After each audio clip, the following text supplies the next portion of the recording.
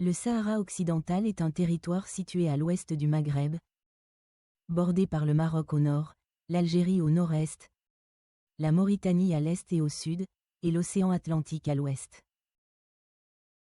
Ancienne colonie espagnole jusqu'en 1975, il reste aujourd'hui territoire non autonome, selon les Nations Unies. Depuis, il est au cœur d'un dossier complexe mêlant souveraineté, autodétermination et intérêts stratégiques mondiaux. Partie 1. Les racines historiques du conflit.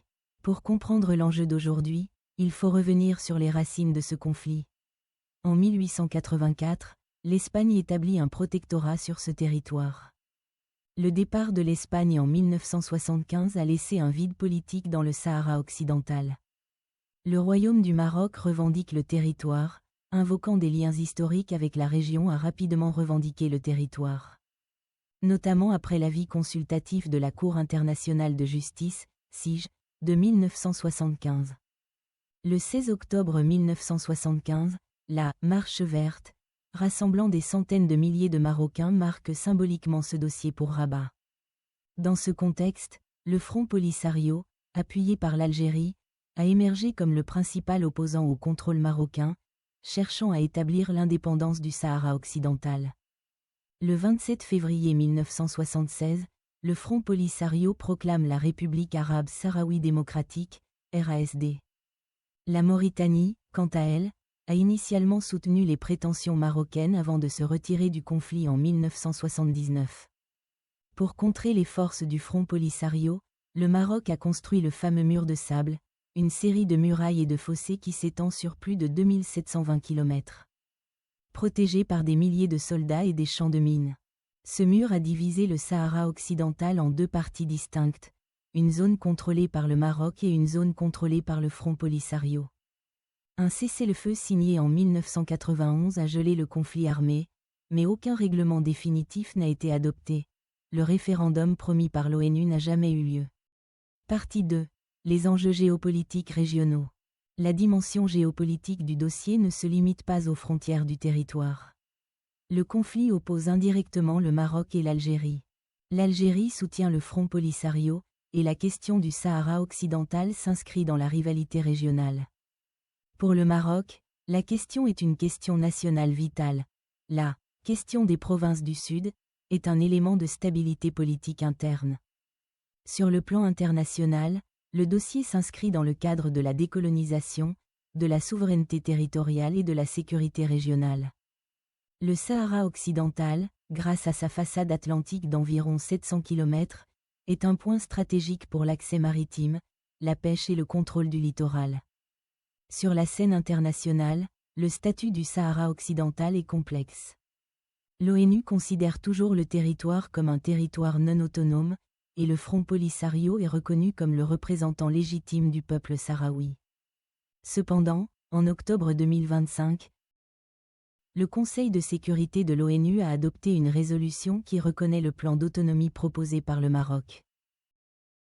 Cette décision a été critiquée par le Front Polisario et ses soutiens, qui estiment que cela contourne le principe de l'autodétermination du peuple sahraoui. Les positions des différents acteurs internationaux divergent également. Le Maroc bénéficie du soutien de pays comme les États-Unis, la France et le Royaume-Uni, tandis que l'Algérie et une partie de l'Union africaine soutiennent le Front Polisario.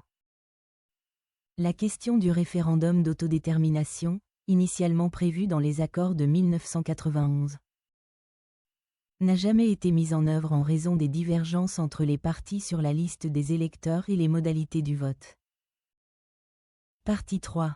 Les ressources, l'économie et l'attraction stratégique. Le Sahara occidental abrite des ressources naturelles considérables. Ses eaux territoriales sont riches en poissons, et son sous-sol contient des gisements de phosphate, de pétrole et de minerais précieux. Ces ressources constituent un enjeu économique majeur pour les parties en conflit.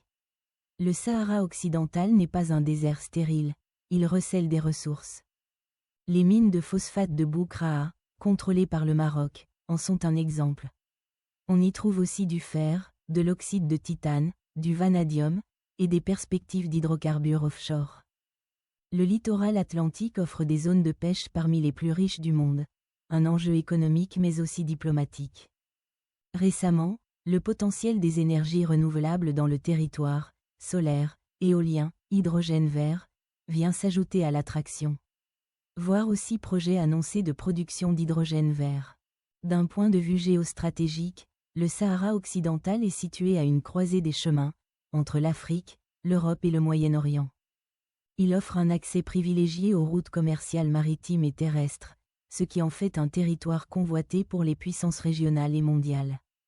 Le contrôle du Sahara occidental permet également de renforcer l'influence dans la région et de peser sur les équilibres politiques locaux.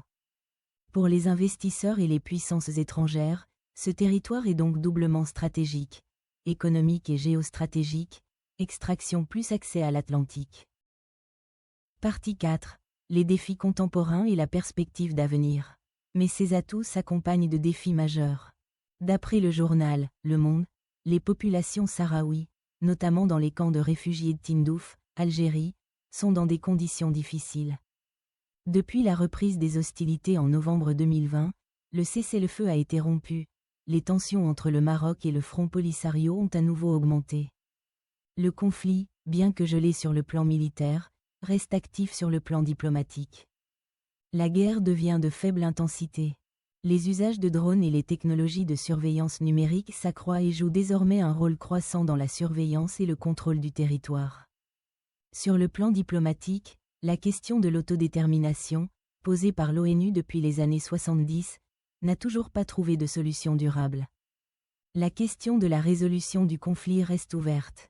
Alors que le Maroc mise sur son plan d'autonomie et sur le soutien de ses alliés internationaux. Le Front Polisario continue de revendiquer l'indépendance et de faire valoir le droit du peuple sahraoui à l'autodétermination.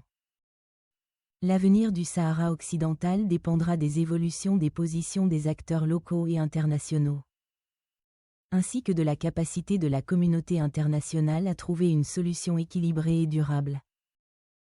Certains pays européens commencent à soutenir la proposition marocaine d'autonomie, ce qui modifie l'équilibre diplomatique. Dernier défi, le climat. Le désert s'étend, les ressources en eau se font rares, et la transition énergétique impose un nouveau regard sur cette région. Pour l'avenir, deux scénarios se profilent, un règlement politique avec autonomie ou indépendance, ou un maintien du statu quo avec gel du conflit. La récente proposition de partition du territoire par un émissaire de l'ONU en 2024 atteste de la complexité. Partie 5. Les développements récents. 2025. Depuis l'automne 2025, plusieurs faits nouveaux viennent modifier la donne du dossier du Sahara occidental. Premièrement, le Conseil de sécurité des Nations Unies, CSNU, a adopté début novembre une résolution 2797, renouvelant le mandat de la mission MINURSO, et affirmant que le plan d'autonomie proposé par le Maroc constitue une base de négociation réaliste pour le territoire. Enfin, la diplomatie américaine a répété pour l'agence onusienne et dans ses discussions bilatérales que aucune solution durable ne peut être trouvée sans l'accord des deux parties, faisant référence à la nécessité que le Maroc et le Front Polisario acceptent conjointement le cadre de règlement. Cette dernière phrase de principe montre que Washington ne considère pas seulement l'autonomie marocaine comme suffisante mais insiste pour un consentement bilatéral. Ce principe réaffirme une condition longtemps évoquée par l'ONU et désormais relancée par Washington dans ses négociations. Conclusion. En résumé, le conflit, longtemps gelé, entre dans une phase diplomatique plus visible, mais aussi plus incertaine, où les protagonistes sont poussés à s'entendre tout en négociant dans un cadre qui évolue, et où les enjeux d'économie, de souveraineté et de reconnaissance internationale restent plus que jamais au centre. Le Sahara occidental demeure un territoire au cœur de logiques d'hier, et des défis de demain. Souveraineté, ressources, sécurité, climat. Ces fils se croisent dans un désert qui n'a jamais cessé de compter. Pour Avo Magazine, comprendre ce dossier, c'est aussi questionner ce que notre monde globalisé accepte de laisser en marge, ou choisit de tirer. Et maintenant, l'avenir reste incertain. Mais une chose est sûre, Ce désert ne sera plus jamais invisible. Merci d'avoir regardé à vous. Abonnez-vous et activez la cloche pour la prochaine analyse.